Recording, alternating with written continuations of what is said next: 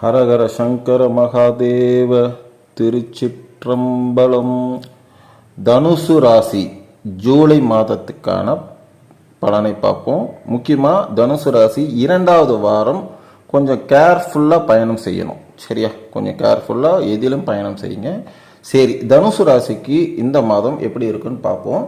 தனுசு ராசிக்காரர்களுக்கு இந்த மாதம் கேது பகவான் இந்த மாதம் முழுவதும் 10ஆம் வீட்டில் இருப்பதால் உங்கள் வேலையில் ஆர்வம் குறையும், சூழ்நிலை பல உருவாகும். குழப்பம் காரணமாக உங்கள் வேலையில் முறைகேடுகள் ஏற்படும் வாய்ப்புகள் மற்றும் உங்கள் மேலதிகாரிகளின் கோபத்திற்கும் நீங்கள் ஆளாக நேரிடலாம். எனவே நீங்கள் மிகவும் கவனமாக இருக்க வேண்டும் மற்றும் உங்கள் வேலையில் கவனம் செலுத்த வேண்டும். வியாபாரத்தில் முன்னேற்றம் ஏற்படும் மற்றும் வணிக நிறுவனங்களுடான உங்கள் உறவு அதிகரிக்கும். தொழில் பங்குதாரரின் உதவியால் வியாபாரத்தில் முன்னேற்றம் ஏற்படும்.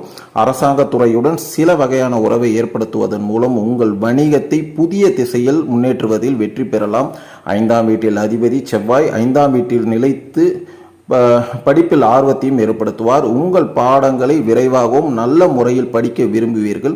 இந்த மாதம் நீங்கள் புதிதாக ஒன்றை படிப்பீர்கள், புதிதாக ஒன்றை கற்றுக்கொள்வீர்கள். சுற்றியுள்ள சூழ்நிலை மற்றும் குடும்ப சூழ்நிலை சில பிரச்சனைகளை உருவாக்கும். இது உங்கள் படிப்பை பாதிக்கும், வாழ்க்கையை பாதிக்கும், தொழிலை பாதிக்கும். எனவே நீங்கள் கொஞ்சம் கவனமாக இருக்க வேண்டும். ஏனென்றால் உங்களை சுற்றியுள்ளவர்கள் உங்கள் எதிர்காலத்தை தடுப்பார்கள், சூழ்நிலையை பல தவறான வகையில் உருவாக்குவார்கள். ஆகையால் கவனம் முக்கியமாக உங்களுக்கு நீங்கள் கவனம் செலுத்த வேண்டும். அப்போதுதான் வெற்றி கிடைக்கும். 2ஆம் வீட்டின் அதிபதியாக சனி 3ஆம் வீட்டில் இருப்பார். இதன் காரணமாக உங்கள் பணத்தை உங்கள் உடன் பிறந்தவர்களின் தேவைகளுக்காக செலவிடலாம். சரி, அவர்களுடனான உங்கள் உறவு இனிமையாகத்தான் இருக்கும் மற்றும் அவர்களின் ஆதரவு உங்களுக்கு எப்பொழுதும் கிடைக்கும். அவர்கள் உங்கள் துணிச்சலுடன் வலிமையுடன் உங்களுடன் இணைந்து முன்னேறுவார்கள். 5வது வீட்டில் உள்ள செவ்வாய் உங்கள் வெறித்தனமான வெற்றிக்கு உங்கள் துணைவியார் துணை இருப்பார். ஓகேங்களா? உங்கள் துணைவியார் எந்த வகையிலும் எதையும் உங்களுக்காக செய்வார். சரிங்களா? நீங்கள் எதுக்காக கவலைப்படாதீங்க. இது உங்களுக்கு பெருமை சேர்க்கும். ஓகேங்களா? அதே சமயத்தில் உங்களுக்கு பொறுமையின்மையும் நிச்சயம் அதிகரிக்கும். அதனால் பொறுமையின்மை வராமல் பார்த்துங்க. சரிங்களா? நீங்கள் அவசரமாக ஏதாவது செய்ய விரும்புனீங்கன்னா அதை கொஞ்சம் தள்ளி போடுங்க. அவசரத்தில் பல விஷயங்கள் செஞ்சுட்டு அது தவறாகி விட்டுச்சுனே அப்படின்னு குழம்ப வேண்டாம்.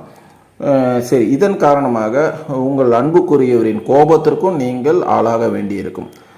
இந்த நேரத்தில் அவங்கெல்லாம் கூட இல்லையே அப்படிங்கிற ஒரு சில சஞ்சலங்களும் உங்களுக்கு வந்துடும்.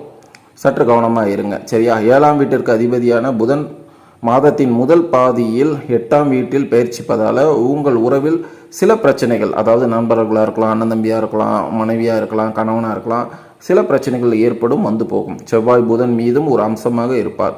இது உங்கள் குடும்ப வாழ்க்கையில் மன அழுத்தத்தை அதிகரிக்கும் மற்றும் உங்கள் மனைவியுடன் வாக்குவாதங்களுக்கு வழிவகுக்கும். அதனால் சுக்கிரன் கிரகம் 7வது வீட்டில் இருப்பதால் உங்கள் இருவருக்கும் இடையே காதல் தருணங்களை கொண்டு வரும். இது உங்கள் உறவை அவ்வப்போது காப்பாற்றும். உங்கள் ராசிக்கு அதிபதியான குரு இந்த மாதம் முழுவதும் நோய் வீடான 6ஆம் வீட்டில் பயிற்சிப்பதால் இந்த மாதம் ஆரோக்கியத்தை பொறுத்த வரைக்கும் ஓரளவு பலவீனமான பலன்களைத்தான் தரக்கூடும். சரிங்களா? கல்லீரல் சிறுநீரகம் தொடர்பான நோய்கள் மற்றும் கொலஸ்ட்ரால் அதிகரிப்பு போன்ற மழையால் பரவும் நோய்களும் உங்களை தொந்தரவு செய்யலாம். கொஞ்சம் கேர்ஃபுல்லாக இருங்க. சரி, என்ன பரிகாரம் இந்த மாதம் உங்களுக்குன்னு பார்த்தீங்கன்னா, சுத்தமான குங்குமம் அல்லது மஞ்சளால் செய்யப்பட்ட பொட்டு நெத்தியில் தினமும் வெய்யுங்க. அது உங்களை நல்வழிப்படுத்தும், நெகட்டிவ் எல்லாம் விரட்டி விடும். சரிங்களா? நம்புங்க, நம்பிக்கை தான் வாழ்க்கை. ஸோ தனுசு ராசிக்காரர்கள் நம்புங்க. திரும்பவும் சொல்கிறேன், உங்களுக்கு இந்த 2வது வாரம் கொஞ்சம் நிதானமாக எல்லா விஷயத்திலுமே பயணம் செய்யுங்க. எல்லா விஷயத்திலையும் நிதானமாக பயணம் செய்யுங்க. காரணத்தோடு தான் சொல்கிறேன். எல்லாம் கடந்த பிறகு குழம்பிக்க வேண்டாம். சரியா? ஐயோ முதவே தெரிஞ்சிருக்கலாமே அப்படின்றது ஒரு புலம்பல் வேண்டாம். இந்த மாதம் 2வது வாரம். சரிங்களா? கொஞ்சம் கேர்ஃபுல்லாக இருங்க. அதனால் பயப்படலாம் வேண்டாம். கொஞ்சம் கேர்ஃபுல்லாக தான் இருக்க சொல்கிறேன். ஸோ நெடுந்தூரம் பயணம், நெருடலான பயணம் எதுவும் வேண்டாம். ஸோ முக்கியமான கையெழுத்து எதுவும் போடாதீங்க. முக்கியமான வியாபாரத்திற்கு இந்த வாரம் நீங்கள் எதுவும் செய்யாதீங்க. அதாவது 2வது வாரம் யார்கிட்டையும் கோவப்படாதீங்க, ஆத்திரப்படாதீங்க, ஜாமீன் கையெழுத்து போடாதீங்க. சரிங்களா? உங்களுக்கு பிடித்த இஷ்ட தெய்வம் குலதெய்வங்களுக்கு சென்று 10 நிமிடமாவது தியானம் செய்யுங்கள். இறைவன் மற்றும் இந்த பிரபஞ்சம் உங்களோடு துணை இருக்கும். கவலை வேண்டாம். நல்லதே நடக்கட்டும். நாராயணா. வாழ்க வளமுடன், வாழ்க வளமுடன், வாழ்க வளமுடன்.